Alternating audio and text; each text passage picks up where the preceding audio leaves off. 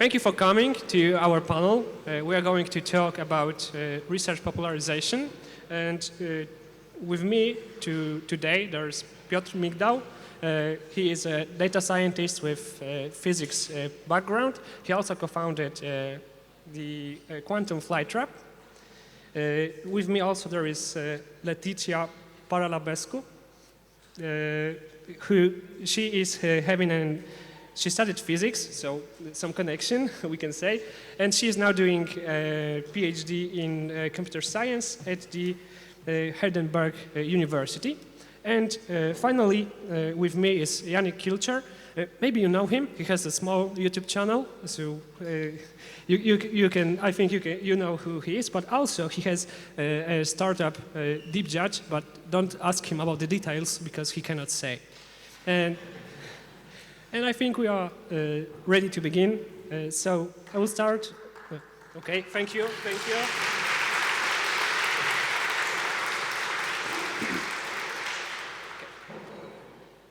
So to start our conversation, I have some warm-up question. So I want to get an idea from you. What is your main drive for popularization?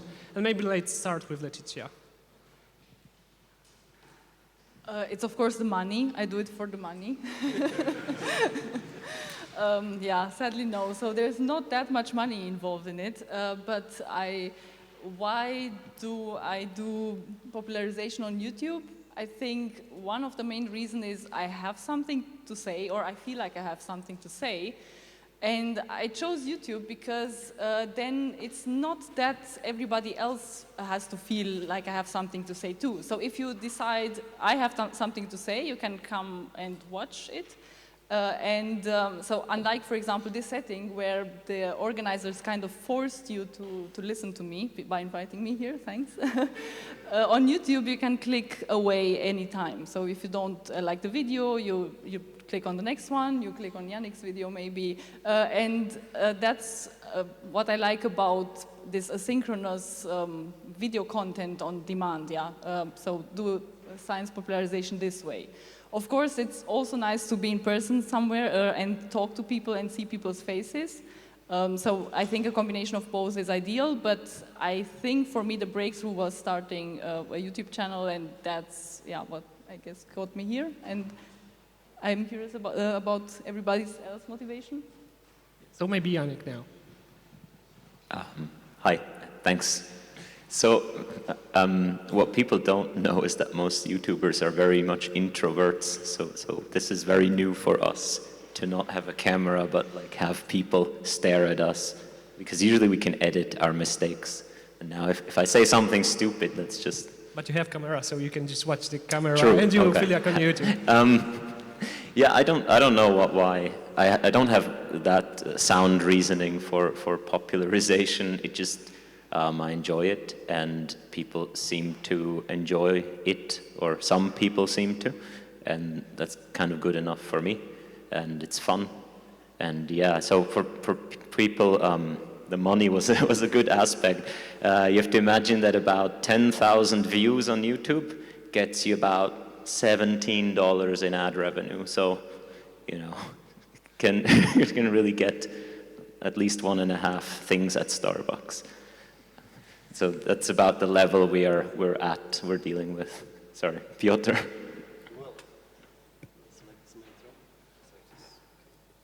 Okay, so when it comes to me, that's, well, I'm not here for money. Well, otherwise I would have known. Though I used to run trainings and consulting for companies, which was kind of similar, but for a much smaller audience, but with the same motivation, basically, of sharing knowledge. So for me, the main motivation in general to live is to learn. And also I want to share it. So like also I give possibility for others to learn things. And I think sometimes it was kind of counterintuitive. It worked the best when I knew very little about a subject. Because at the stage also I knew what is challenging and what is interesting for the newcomers. But in general, as I say, well, it's like I don't have a thing like a fraction of things that you are doing, So it's more like a very infrequent blog posts and stuff. But for me, it's the most motivating when I get emails from others saying, oh, just thanks to you, I moved from academia, say, to data science, or I picked deep learning. And it's I like it a lot. Yeah, so because all of you really enjoy sharing your knowledge and you are doing it nearly freely, for free, we can say, coming up to what Yannick said. But do you think that if there is an ML researcher, should it be his duty, even if he does not enjoy it?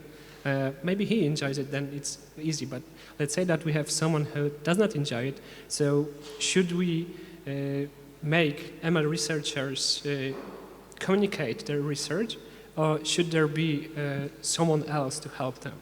So maybe we'll start with Piotr now. Okay, so there are quite a few wonderful AI researchers who also are great at popularization, for example, Andrew Karpathy or Chris Olach. But for most of them, it's not their main task. So it's I don't think it's fair to expect people that researchers should be at the same time wonderful at research, at teaching, at grant applications, at group management, at commercialization, and at outreach. And I don't know, maybe also cooking pasta, I don't know. It's too much. It's it happens, but it's super rare. So I think it should be more that it be distributed. So I prefer much more work that there is overlap. So it's not a separate career to be a researcher and someone in popularization, but if there were much more space in academia to overlap, that someone is mainly in outreach but also does research. Because again, if someone does only popularization, it's not always the same kind of thing, especially if this fast-paced field. And how about you, Letitia? So I think that if ML researcher doesn't enjoy outreach, they shouldn't do outreach because that would be bad. I mean, imagine Yannick making his videos without enjoying it. His main motivation is he enjoys it and he sees people enjoying it, which I think in turn gives him even more reward. But if he wouldn't enjoy it, it would be bad for everybody. So I think that the ML researchers who enjoy public outreach should do it, and they should be better encouraged by their universities or by their companies to do it, financially too, and with time and allocated time for that. And maybe, that should be also something that should work a little bit more interdisciplinarily, so not have only ML researchers talk about ML, but have ML researchers talk to maybe philosophers about ML and try to break it down to everybody to not appear like we are super techy, hard to understand, it's AI, we want AGI, it's superhuman, it's magical, but, collaborate with people and start from the ML community to break it down to people.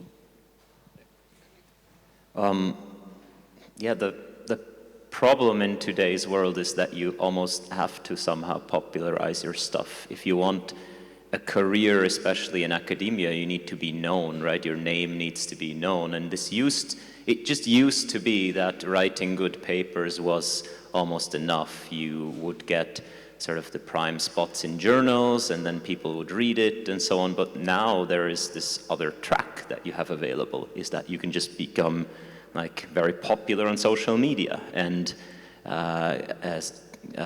we talked to Kyung-Hyung earlier today, and he told us that his students all feel this pressure almost do I also have to go on Twitter and on LinkedIn and make YouTube videos about my research, because otherwise how do I have an academic career if people don't know my name? And it's kind of true, that is a real thing that's happening in today's world, and I don't know how to solve it. What I can tell you is that if you're doing it for some purpose, if you're doing it in order to become known, in order to get your paper somewhere or to get a job, it usually doesn't work. People, they have some intuition of when you're doing something that's genuinely fun to you and when you're sort of doing it with an alternate motivation. So there's kind of the only encouraging word. If you're thinking about going out to popularize your stuff, but you don't really want to, then it's probably not worth anyway. I mean, it's kind of bad news, but also good news because it can spare you some work. Ultimately, just do it a little bit. Like try to advertise your stuff just a little bit, just enough for sort of other people to notice. And if you are doing good work, then that will still shine through. And I think today's world of sort of the social media propagation is actually good for people to discover some alternative work that wouldn't have really made it in the main conferences. So yeah, especially if you're working on something non-standard, it can actually be a good thing to just like give it a tiny push. You don't have to do much. Yeah, thank you for this idea. So, because you started mentioning how to help, you had some idea how one should try to popularize, then I'm going to do a follow-up question for the others. Do you have any tips for people that find it hard to popularize their research? Because I know that there are a lot of people that don't enjoy such a thing, but in my opinion, it can bring you a lot of pluses because, well, being recognizable on social media can really sometimes help you to find more connections. Maybe someone will, if you are publishing a paper, someone could contact you with some ideas and so on and so on. So do you have some tips or what do you think a person that doesn't really enjoy it, what should he do to make it more popular, but to not use a lot of his, let's say, power? Oh, so when popularizing, I think it's very important to know that it's very much unlike talking to yourself. Because when you're talking to yourself, you know yourself, you know what you already know, and you can put it in one sentence and you can already got it. And if you have this approach of trying to tell something to others like you would tell it to yourself, then you will be understood by very few people that are very much like yourself with the same background and with the same expectations and questions in their life and research, but it won't get the general public. So I think one of the advice I could give is just get yourself an ideal target audience member in your head and try to explain it to them. It could be a very good friend, it could be family members, and try to explain to them what you're doing. And I suppose for most of you, it's the case that you have these friends that don't know anything about machine learning, and if you can explain it to them, you can explain it to most of the people. So try imagining that. Piotr, what's your tip? There are two things here. Like one thing, is there something you are really passionate about? So you really want to talk about that, and then try to do it, but in a way that is simple, which is does not go at the beginning in too many details and test on people. And I think it's the main one. And the other one, which like happens for me sometimes, and is that it goes the other way. Just people ask me about something. Then I respond. Then I respond again. Then I forward an email. Then forward again. Say, oh, just no. I write it down. So we just forward this link to people rather than whole emails, and basically to save my time. And this is kind of interesting way because it's not as common, but that way I know that something is needed rather than just pushing my own agenda. That just more like going the other way. So all of you talked about reaching your audience, like some friends that don't know anything about machine learning. So another question that I have for you is, what advice do you have for us as machine learning enthusiasts or AI enthusiasts to speak to people without mathematical and computer science background? What should we simplify and what should we pay attention to while making a clear explanation of what we are doing? Because in my opinion, it's really important to explain what we are doing so people would not be afraid of our solutions. So maybe let's start with Letitia now. I don't know if I have a very good answer for this, because I think the most important thing is when trying to break down something, let's not invent something instead. Because what I don't like seeing in explanations is additional magic attached to it. So words like, and the AI figures out stuff, and there magically something happens. So don't use words that replace something actually very technical and not so mysterious with a lot of mystery. And that would be, I think, the only thing I can think about. Otherwise, maybe one more thing, just think in analogies, like very well fit analogies, like a picture of something that might help anybody, but otherwise than that, I know, maybe you have some ideas. So maybe Piotr. So in my case, it's a very concrete one. Just put your thing as a very simple Google Colab notebook. So people can open that, run that with examples, with some very short description, but also that they actually don't need to install anything. Quite a few times I see it happening, that basically people who have, and also like I did quite a lot when it comes to my trainings, to show people who are not technical, then they basically can go through the notebook. They see some code they don't understand because they even don't speak Python, press Shift Enter all the time, and get the results. Just to see that it's code that actually is there. It's not like some, I don't know, some secret laboratory in, I don't know, in the US, or it's not something hidden. That it's a regular piece of software the same way as there's, I know, radio, and you can press play, press stop, and it works. And for quite a few people, it was enlightening. That this is basically this kind of code. So Yannick? Not much to add. My target audience isn't really super non-technical. I do think analogies work really well. You just connect it to something people know. I do think people sort of understand machine learning at the sense of its effects fairly well, because they interact with like recommender systems, for example, all the time. Like very intuitively, I think people who grow up today, it's almost like obvious that the YouTube homepage just adjusts to your last video and things like this.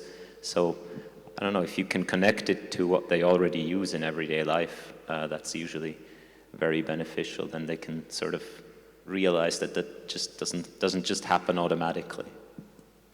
Yeah, thank you. So I think that we have to always remember that when we are explaining to someone this AI, we really have to watch out for what we are saying, because they can, from the things that we say, they could bring some misconceptions. So the next question is, what's the biggest misconception about AI that you have like seen on your road? So now let's maybe start with Piotr.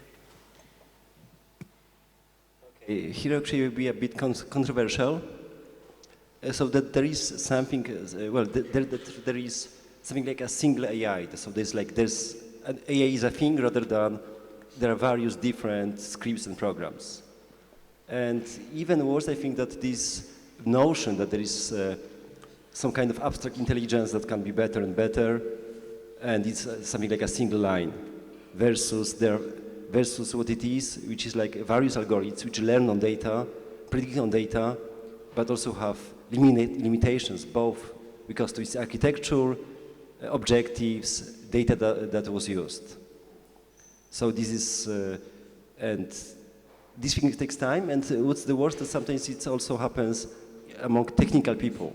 So it's, you need to explain how it works and what are the limitations. And very often that, well, it's not linear smart, or it can be smart, but for a very different reason than being able to generally understand the world around us.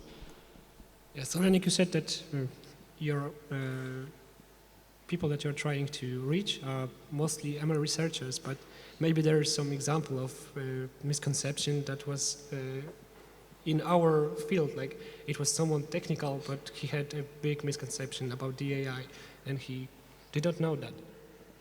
Sure, maybe I can give you an example though of actual real. So I have this startup now together with 3 other co-founders. We sell to big corporates to lawyers mostly. And what we do is we build search engines for their in-house documents. And we tell them, yeah, this is AI powered, right? And what we mean is we get a better ranking function than they're used to because we sort of do semantic search and all of that. And then they always, like, at least half of them, they hesitate and they ask, like, so it learns from me? Because they have this, like, and none of our terms make sense to them. Like, artificial intelligence suggests that it's something intelligent. Machine learning suggests that it kind of learns from you, right? So they have this idea that you interact with it and it sort of dynamically adjusts to you instantly, like learns from you and so on. And we're like, we think like, oh, this is cute, right? But they don't know. So. They always hesitate to ask because they don't know if it's like a really dumb question and obviously it learns from them, or whether it obviously doesn't learn from them. But I found that kind of permeates society a bit when you talk about AI, this sort of very reactive learning thing that's, you know, we just, in practice, is just not happening. Yeah, I actually had exactly the same questions, but I was working with someone who was a software engineer, but he knew nothing about ML, and he asked me exactly the same question, like, so if I will give it another example, will it learn what mistakes did it made? And as you said, it's really funny for us because it's obvious for us, but they really don't know, and as you said, they don't know if this question is dumb or so obvious that it's no, or so obvious that it's yes. But it's really important to, I think, that we should allow people and push them to ask those dumb questions, even if they think that they are dumb, because then everyone will benefit from it. So finally, Letitia, what's your take on that? I think it's something in between Piotr and what Yannick just said, because it's funny that in our field we actually think, oh, AI is just that, it's just a huge matrix multiplication series or something, and there's the laymen who think it can do way more than it can actually do. And when I'm annoyed about something, it's that we in the field are moving the goalpost all of the time when we're saying something is intelligent, and not only us in the field, but I think laymen too, because when we think about, yeah, what is intelligence now? Is an example of a bot playing chess intelligent? If you ask people from the 1960s, they would tell you, oh yeah, that's intelligent, that's a super hard problem, we humans are so bad at so I mean, chess is for us such a hard problem, but then it got solved and it wasn't intelligent enough anymore. And then Go was kind of a very intelligent test, and now it's not anymore since AlphaGo, and it goes on and on like this. And I think we have to know that intelligence is not a binary variable. It's not like it's there or it's not. It's a continuum, and when you think about intelligence like of automating cognitive processes, then chess playing bots then automate something of that cognitive process, and it is intelligent. Maybe AlphaGo is more intelligent than that because it's harder. But we have invented some games like chess or Go because it's hard for us and it tests our intelligence. But there's maybe other intelligences, like for example, you know, people that can drive cars. That's super. I mean, it's super easy for us, but it's super hard to implement in computers. And there's this difference of what we expect us to perform well and what we expect AI to perform well, and we should, you know, be aware that yes, we are very proud of our language, but then when we see GPT-3 just imitating and parroting our language and being really impressive at it, we don't have to think of it now as being intelligent just because it's only us humans performing that. So yeah, just be a little more loose, grounded when we're talking about these things. Yeah, so we are talking about popularization, that we should bring it to media to get our research more recognizable, and that we should also just share our knowledge for everyone. But maybe you know some harmful examples of sharing the AI, presenting AI in like media or some pop culture, and why were they harmful? So maybe let's start with Yannick. I mean, can be harmful in various ways. I think whenever someone tries to achieve some sort of goal by I mean, you can call that propaganda or lobbying or whatever you want, but some people definitely try to sway public opinion in a certain direction, either AI really good or AI really bad.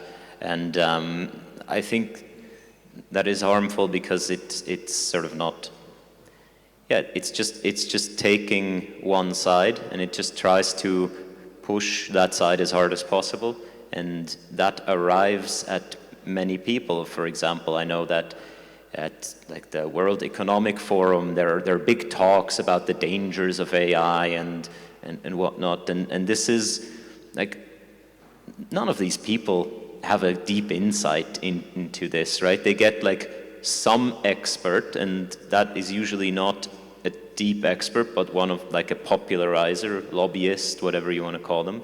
And then all of these essentially quite powerful people walk away from there thinking, you know, oh no, AI is very bad, it's very harmful, right? We need to do something against it. On the other hand, if you had someone there who's like, well, AI will bring utopia, then it's kind of the same. So I think if you see people who push an angle with an agenda, that's kind of harmful in whatever way, which is very different from you just trying to tell people what's happening or something. Of course, we all have opinions, right? Like you can't remove your opinions, but there's kind of a difference if you're really trying to achieve something in the way you're saying or educating people. Yeah. You said, of course, we are always biased, but we have to watch out to not go to the one direction only to achieve something specific, like saying that AI is really dangerous. But now, Letitia, what's your take on this? You use the word bias, and I think where AI gets always a bad image is when it comes to biased AI, and look, the AI also is discriminating and so on. But, and of course it gets a negative image, but where I'm happy is that the discussion is happening, because when we're talking about biased AI, we kind of have to look at the bias in our society, and I think it's a nice entry point for the discussion, and maybe the bad image the AI gets, it's a good thing that we will look at our society more and discuss about that. So it has a pro and a con, basically. Yeah, and Piotr. So again, like I agree with both, but I would also add that there's one more thing. So it's that about basically jobs, like so which kind of AIs change which kinds of job markets. So for example, like when DALL-E 2 came out, a lot of people were panicking that, okay, it's the end of artists, I need to look for a new job and I don't have money to train for a new job. But for me, it's kind of very different. It's basically a tool. So the same way as photography changed how artists work, the same way as, say, Photoshop changed how artists work, it's a tool. So yes, maybe like less painting, more like saying, oh, AI, draw me a cake, or draw me, but like a different one, maybe with some strawberries. And it's one misconception is that, for example, then AI is able to generate the best image of a cake, but it's not true. You cannot, like, there are infinite possibilities when it comes to what is a cake, and you can draw it depending on your, on your style, on your memories, on anything. You cannot expand a single prompt to all images. You expand it to one. So even if it's artists would be writing things, it'd be like they would need to write as long prompt to get the desired result. So this is like one of things that I think that people are afraid. Or the same thing as like with writing code, also I think that it's not going to, it will change tools, but not necessarily, and markets, but not necessarily the way that we basically make people not needed. I mean, it does make a certain class of people not needed, yes, right? Like some drivers. Illustrators maybe are no longer going to be needed as much. Artists, yes, but people who just take a specification of an image to draw and just draw that, like, I do see that these people are going to be out of that particular work fairly soon, right? Yes, so there is a bit of danger, maybe not as much as... Yes, but this thing the same way as people who just painted portraits, right? So this kind of stuff. Yeah. Yeah, thank you. Coming back to what Letitia said, because it's really nagging my mind about deep bias, I also have this opinion about that. For example, if we make bird and it's discriminative for women, I'm always wondering if this bias is that something is wrong with the model or that something is wrong with the society. We can say that. But I think it's a discussion for another panel. And another question, I know that some of you have a strong opinion about it. So what do you think is the biggest risk of machine learning becoming more and more sophisticated black box? And because I know that you, Letitia, have a strong opinion about it, let's start with you. So first of all, I don't think machine learning is a black box. I think it's a transparent box. Imagine a biologist who wants to know what a cat thinks. Then it has to do a lot of experiments and probing to measure what the activations in its brain are, and it's very hard to invade that organism, especially when it lives and has to act on something. But in machine learning, we're actually in a very nice place, especially. I mean, we can know of every weight, we can know of every activation, we can control the inputs, we can measure the outputs, we know what everything is inside. So that's basically the dream of every biologist, to have such access to a system. So it's a transparent box, it's not black, we can look inside it. It's the problem that we don't get what's inside that, because it's very high dimensional, and we are very low dimensional beings when we look at us. We're not 1,000 something dimensions, we're 3 + 1 maybe.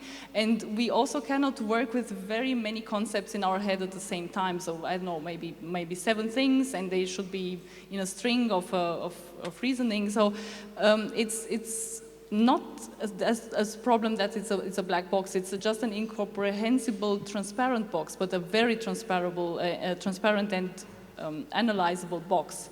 So then there's a question whether, so we have this analyzable box, it's transparent, we have just to basically translate what the machine is thinking in high dimensions and with a lot of concepts and patterns into into little dimensions and little concepts. But do we actually need that? And I think we, of course, need that for research, because now we have imperfect AI solutions and we want to know how they work, so we know how they fail and where they succeed to build the next iteration. But is that ultimately going to be needed in the future when AI will perform really well? And I don't think so. Because, so I flew here from Heidelberg, from Frankfurt actually, and I don't exactly know how the plane works. I mean, I know some basic details, but I trust a lot of engineers, and I trust the pilot that they are sober, and I trust the technical checkup and everything. And I also trust my doctor, so there's always if something works, and works all the time or almost all the time, you start to develop trust. And I think now AI is in its infancy, so there's not so much trust. And of course, there's need for explainability to know a little bit when to expect failure or not. But in the far future, when AI will be 100 or 99% accurate all the time with most of the things, I don't think we will need explainability, and we won't want to look into that transparent box anymore. So Yannick, what do you think about this? Yeah, I agree. Although there's like a 50-50 chance your pilot was high on cocaine. Like, they do that a lot. But yeah, I agree. It's obviously people want to analyze things and look into things and exactly know how things work, but it is true. We sort of build, and the analogy to the biologist or to the cat is not uncommon. Essentially, we build these things, we train these things, and we're no longer engineers. We're sort of biologists who poke the model here and there, right, with a stick, and then just try to see what happens. And I think so. If we stick these things into cars and the cars fail less often than humans for 5 years straight, people are gonna trust them. Like it will be like reckless not to trust a self-driving car that has a much lower error rate than a human. It probably might even be forbidden at some point, right? But yeah, we don't know. I don't have trouble with stuff not being explainable. The thing with autonomous driving cars, I think that many people don't understand. If even with the autonomous driving car, we'll be driving like a mean driver or slightly above, it's still a plus for us because it's much better than a lot of people on the road. So now, Piotr, what do you think about it? So it's, in my opinion, it's actually it's not as transparent. So yes, it's possible to go inside and do quite a few measurements that would be impossible or ethical with animals, including human. But at the same way that when it comes to a silicon chip, I guarantee you there's not a single person in the world that knows how to make a silicon chip. It's like thousands of people, from mining to manufacturing to various technologies, chemistry, optics, electronics, and everything. And so it's the problem with very complex systems. And in general, our reliance on complex systems. Even right now, sometimes, like when there's a crash of a smartphone, they are not able to make a bank transfer, or they are not able to check how to get somewhere or pay.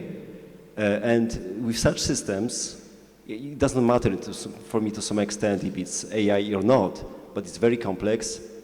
There are much more points of failure. So for example, I'm not afraid of this God AI, well, fighting with humans and winning because it's super smart. Though I'm afraid of global systems managing logistics and electric energy distribution that for some unknown reasons fail. And for some reasons there's like whole collapse and such processes are very hard to recover. And unlike biological organisms, in biological organisms, like bigger systems are more fragile. But we are after a few billions of years of selection for the less fragile organism. And when it constructs beings, we don't have this filter, or not, at least not as tight filter in this sense. Yeah, so we talked that it's not so important to be explainable for everyone, but we said a lot about trust and trust to AI. So my another question is, what should we do to make people not so scared of AI? Because I think it's one of the things that we should, as people who popularize science, show that this AI is really something that helps you. Maybe at the beginning we should help like the specialists, experts to make better decisions and slightly start to use AI more and more. But what, in your opinion, should we as a ML community do to help people trust our AI and our solutions? So let's start with Piotr now. Well, I think they shouldn't trust AI. Well, I'm serious in the sense like it's a tool that can be used for good or for bad. And say when it comes to biases, it's not like some people think that, oh, just this model is racist. No, it isn't. It was like fed by data and very amplified various societal biases or data sets, or maybe someone didn't put attention into checking this model. So we should verify if it works and treat it as any piece of technology, the same way as some devices are safe, some not. And for quite a few devices, especially medical, there are very strong regulations which tests they need to pass so they can be applied in the field. Yes, they do fail from time to time, but we should be able to measure measure how it happens and be able to verify that. Yeah, so Yannick, what do you think about that? Yeah, I agree that there is a difference between like trust in the sense of does it work or not, and that I think, as we said, can be established just statistically, right? You see the other people have the AI, whatever, tutor, so they learn kung fu in a day, right? And like they wake up like, I know Kung Fu because the AI taught me. And if enough people do that, you're going to be convinced. So I think trust in it works can be established fairly easily. And on the other hand, the sort of trust in the sense of AI is good, right? That will never be the case because it is not, right? You can use it as a tool for this, for that, right? We just, you just saw a presentation by McKinsey that used AI to specifically make you buy more things, right? Is that good? Is that bad? Who knows? It's certainly good for McKinsey. So you never know. Good for one person is bad for another person. I released a video called "This is the worst AI ever." Right? It certainly makes a lot of people smile. So you will never get people to the side of AI is like this beautiful thing. People need to realize it's a tool. It can do really well whatever you use it for. Okay, Letitia, what's your take on that? I don't really have anything to add. I agree with Piotr and Yannick here. It's a tool, and yeah, when it will work, we will trust it statistically, and I mean, we will eventually trust it as much as we trust the humans that use it and what they use it for, and that's it. So, follow up, maybe a quick question, but you also said that we should not trust the AI. So do you think that in crucial decisions, like for example, when we are saying if the patient should be should be operated, do you think that because we should not trust AI, should there be another like person or something else to check if because we shouldn't trust AI, so how to not trust it in these crucial decisions in which it could be really helpful, but you say that we shouldn't trust it, so who should be the person that checks this? Because certainly it should not be the person that we are discussing should he get an operation or not. So who should it be to, let's say, judge these AI decisions that it's making? So Yannick, I think it should be the person who's getting an operation. Like you just lie there and be like, well, the AI says we need to replace your hip. You're like, my hip is fine. The AI says so. Or a doctor. I think the doctor should also, with the patient in consultation. Well, yeah, but the patient does well, it's tricky, right? Because as we said, like, how good is this AI? Or how good is a machine in general? I drive, we drive motorcycles, and we rely on, like, there are braking systems on there, and we rely on them. Like, if they don't work, we die. And right, if you drive even a bicycle, if your brakes don't work, you die, and you learn to rely on them because they've just worked for so many people so many times in the past. And likewise, there are systems that are much better than humans at making certain decisions, right? And so it is more a question of how often has that worked in the past. And most people, if a system is much better than a human, will decide to trust the system ultimately. But it depends. Like in the medical, for legal reasons, always let the patient make the decision, right? Yeah, of course, I did not mean that the person that's going to be operated cannot say no to the AI. Of course, I meant that is deciding to give him the choice of operation or not. But now, Letitia, do you have anything to add? I basically already said it's the doctor with the patient to decide that, and the AI can, as long as it doesn't work and statistically isn't reliable, then it should be also checked, and that's fine. I mean, as much as you check a junior doctor who doesn't have a lot of experience and makes mistakes by a senior doctor, you should also check this junior AI that isn't doing well yet. Yeah. Piotr. So in this case, I think that it should be evidence-based. So if it turns out that those concrete algorithms say work better for those concrete procedures, it should be used, well, instead of doctors. If the other is the other way, then doctors, or maybe support of such AI. So I don't believe that's in any kind of human supremacy in the sense that, oh, it always should be a human making the decision. So, and if it's worse on the average, it should be used. And the other thing is, which is, when it comes to any comparison in medicine, one of the cases is what are the best doctors and what they do when they had enough sleep, they are not under pressure, they have enough time, etc., etc.